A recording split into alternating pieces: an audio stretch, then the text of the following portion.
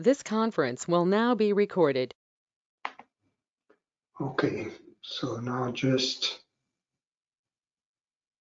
relax and I'm going to give you the view from John's house, actually, some trees. Here we go.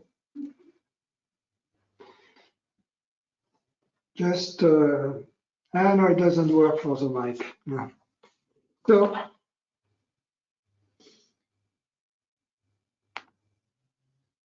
sit as comfortably as possible. And welcome totality of the situation.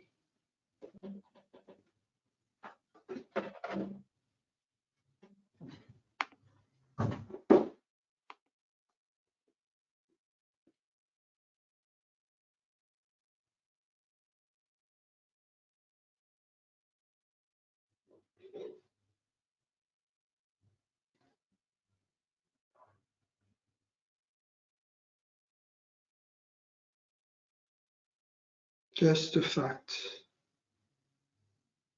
of your experience.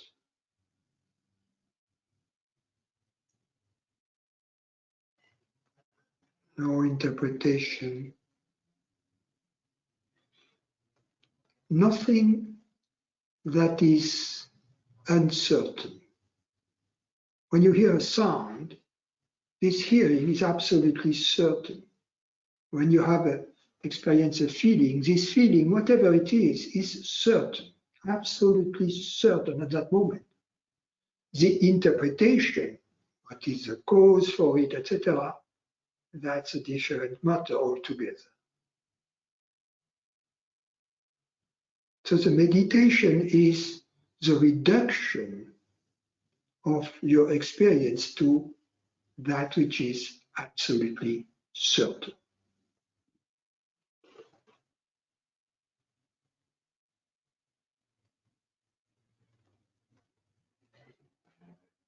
You will be surprised during the course of the day how big the amount of time is during which we are busy with less than certain things, speculations, fears, etc.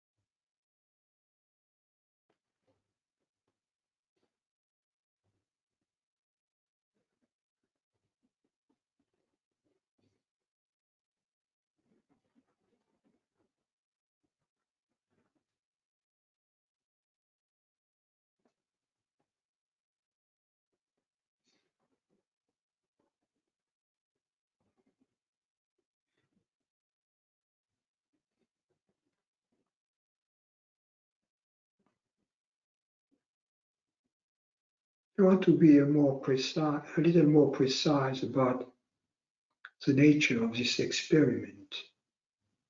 The reduction to our experience to that of which we are absolutely certain. For instance, if we hear the sound of a car, we are absolutely certain of the sound at the time we hear it. But then we say there was a sound. That's an interpretation already to call it a sound. Then we say that was the sound of a car. Well, then the level of certainty is not the same. First, that it was a sound, that there was a sound. Well, when we dream, we can hear sounds. But in fact, upon waking up, we realize these sounds we were hearing never existed. Our companion, our partner next to us, didn't hear them. Now, even if we hear a sound, let's say in the sound, and we say that's a car, well, perhaps it was just the neighbor watching a movie on his TV, and that was the sound from the TV, not the sound from a car. There was no car out there. So that it was a sound and that there was a car are only interpretations. We are not absolutely certain of those.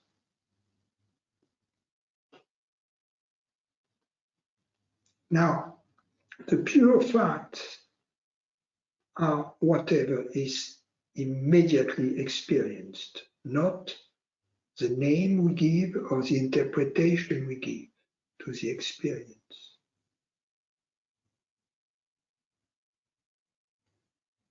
The interpretation doesn't give us an absolute certainty, never. The facts are absolutely certain. They are what they are. Now the facts, they are twofold.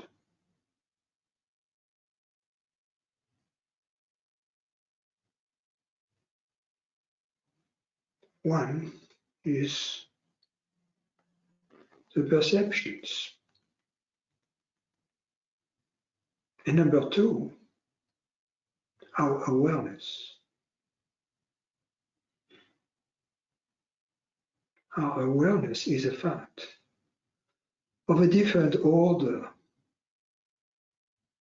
than the perceptions we are aware of.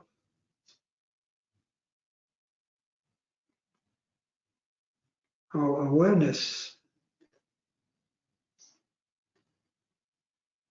is our reality, our very being as an experience.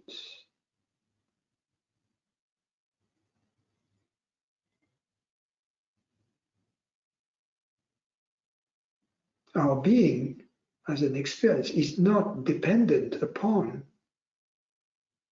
the sound of a car being perceived. Our reality, our being, is irreducible to any perception, in spite of the fact that perceptions are facts. Perceptions are certain, absolutely certain for what they are.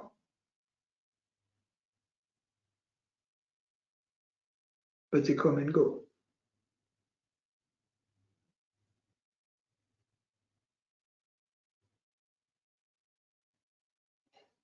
The fact of awareness or presence of our being is permanent. It is not phenomenal. It is not describable in terms of the senses or of the intellect. It's not a thought, in other words. It's not a bodily sensation. It's not an external sense perception.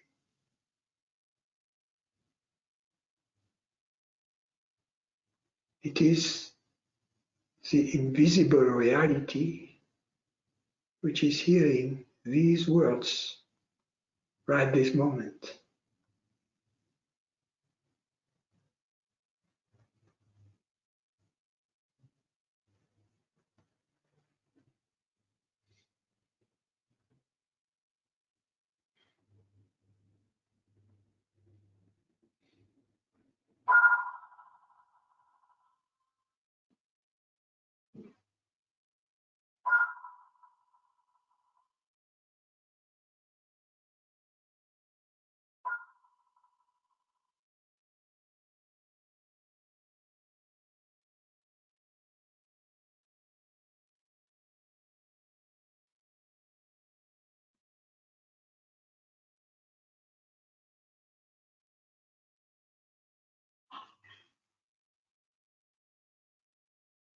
By restricting our interest, our attention to that which we are absolutely certain of, both the phenomena, meaning the perceptions, and, of course, our awareness, which can never be switched off. We eliminate everything which is uncertain. Doesn't mean we have to live our life, our daily life, in this manner.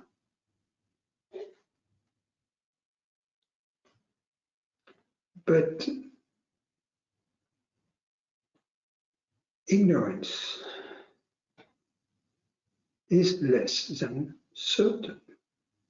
In fact, ignorance is a lie. So by eliminating everything which is less than certain in bulk, ignorance is eliminated because it is part of the package that we at least suspend, the package of experience that we suspend for the duration of this experiment.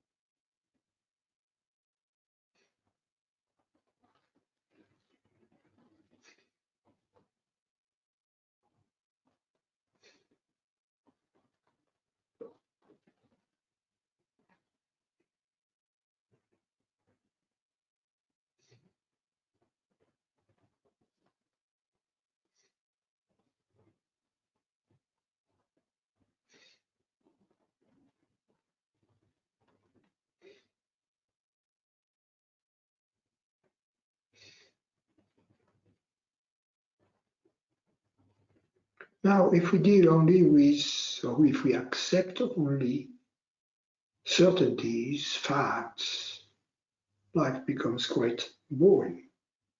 It's also part of the interest of life to allow things that are not fact, to allow ourselves to dream, to watch a movie, to go into some fiction, some illusion. for the purpose of just enjoying it. It's perfectly okay.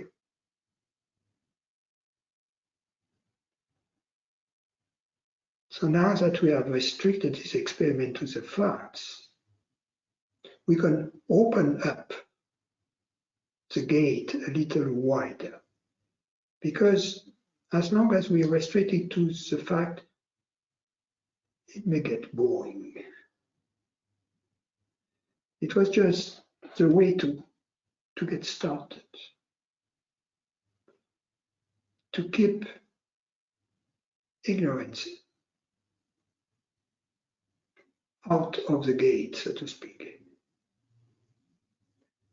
But now we can open the gate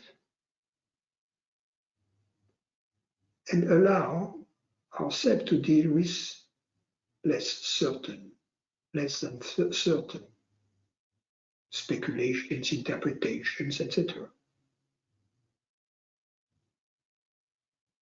For instance, what is the weather going to be like tomorrow? Are we going to be able to play golf or to go on a bicycle ride? There's nothing ignorant about this type of thought.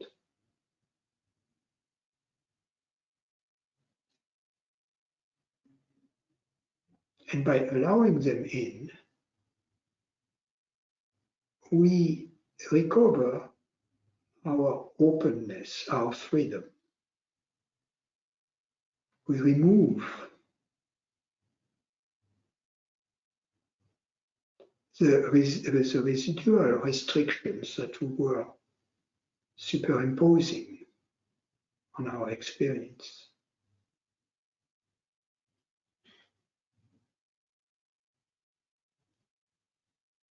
So the filter, the guardian at the gate, now allows almost all perceptions that present themselves to enter. With one exception, however, those that involve me as a separate person. That's all. All we have to do is to keep these out. In other words, not to indulge in them.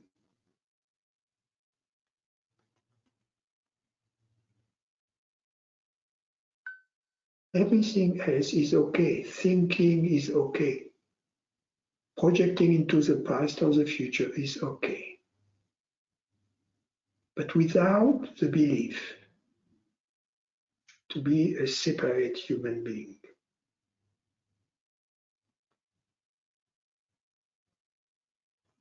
Just being this unknown presence that is hearing these words right now, without giving it any other attributes than its ability to perceive and its reality. In particular, not making it dependent upon this human body apparatus which it perceives, this human body vehicle or instrument which it perceives.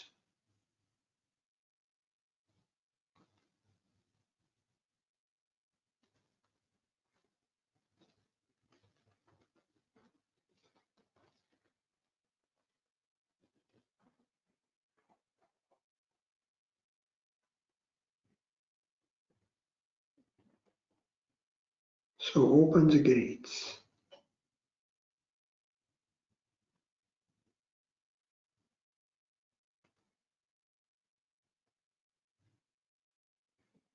no constraint, no effort, nothing to do.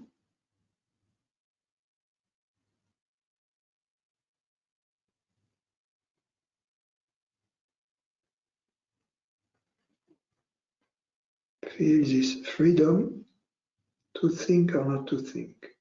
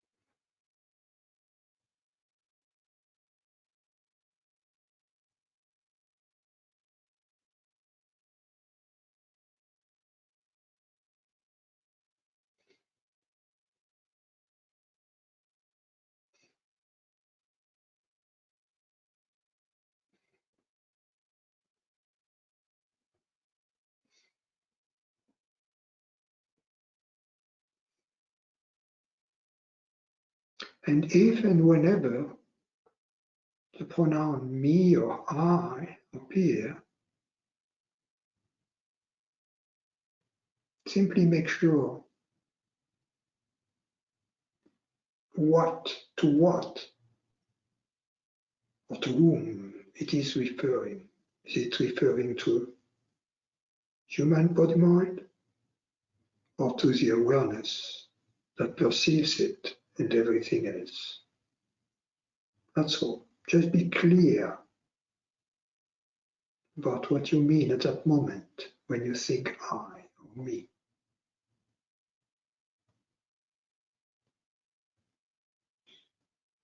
For instance, if we say my body,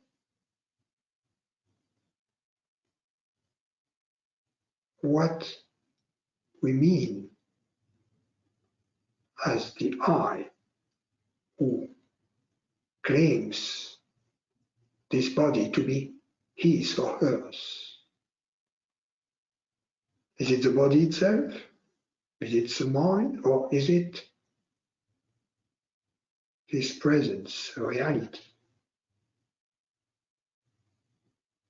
invisible,